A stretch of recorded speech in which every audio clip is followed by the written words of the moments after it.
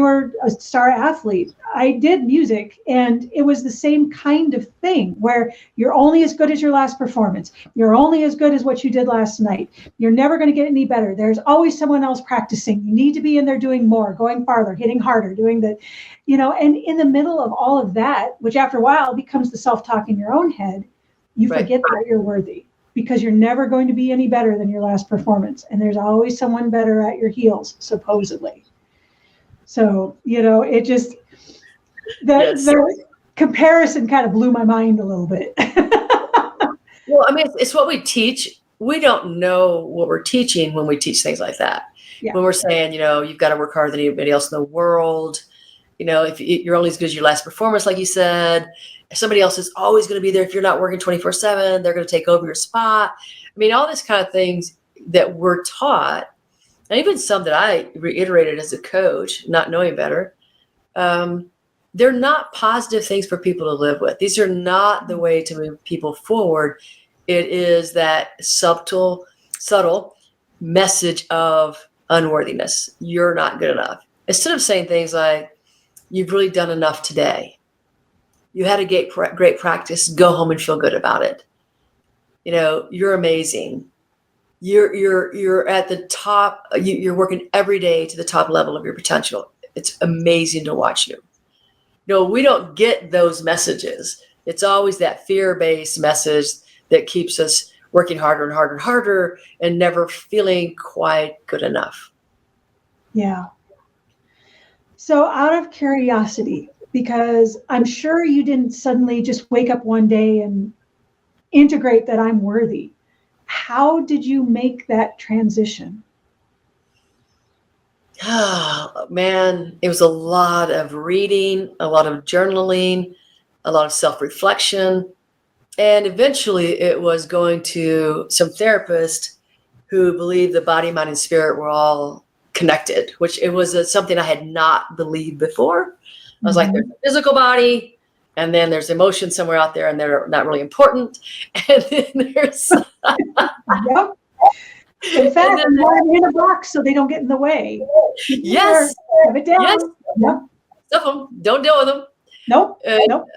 So when I developed chronic pain at the age of 35, I couldn't sit, stand, or walk, went to 17 different medical professionals, had every test known to mankind, and they're like, you have chronic pain.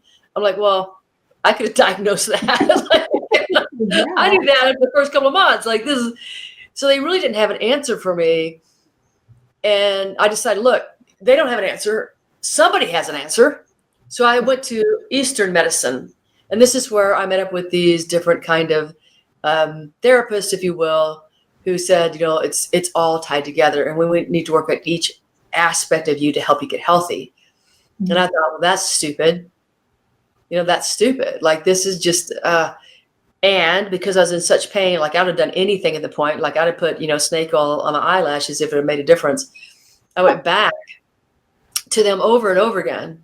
So, because I got a little bit better, and I was like, man, I got a little bit better, so I'll go back, because it was the only relief I could find. And I refused at that time, even though every single doctor I went to see offered me pain meds. And I'm like, no. Is this going to heal me? No. I'm like, well, then why would I want to take it? Well, it'll help your pain. I go, yeah, but what else is it going to do?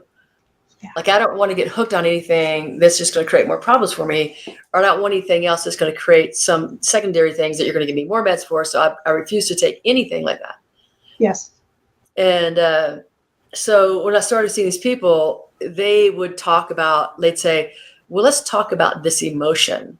And I go, no, we're not going to talk about one of those things. Like, that's, ow. Yeah. But I would get better.